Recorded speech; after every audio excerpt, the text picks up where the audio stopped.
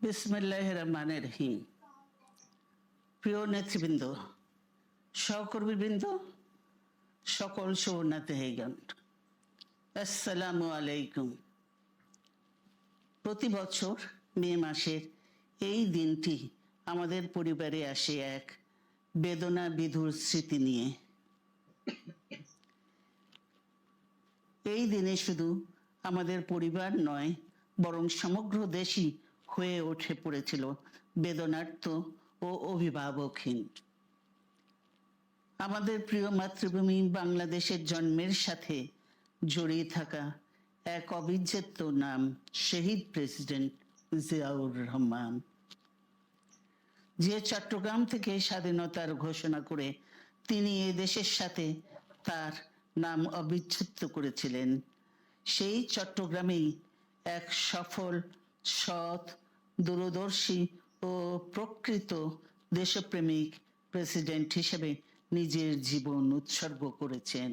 এদেশে গণতন্ত্র, স্বাধীনতা, সংবাদপত্র ও বিচার বিভাগের স্বাধীনতা, স্বনির্ভরতা ও উন্নয়ন এবং নিজস্ব জাতীয়তাবাদ সৃষ্টির অনন্য রূপকার শহীদ জিয়া, যে গণতন্ত্র প্রতিষ্ঠা আর সার্বভৌমত্ব রক্ষার লড়াইয়ে তিনি শাহাদাত বরণ করেছেন, সেই গণতন্ত্র নিরবচ্ছিন্ন যাত্রা আজও বাধাগ্রস্ত হচ্ছে প্রতি পদে পদে।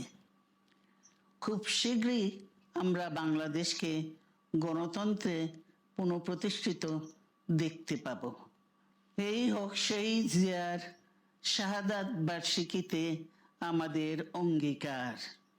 এই লক্ষ্যে সুশৃঙ্খলভাবে এগিয়ে চলার জন্য আমি বিএনপির সকল পর্যায়ের নেতা কর্মী ও দেশবাসীর প্রতি আহ্বান জানাচ্ছি।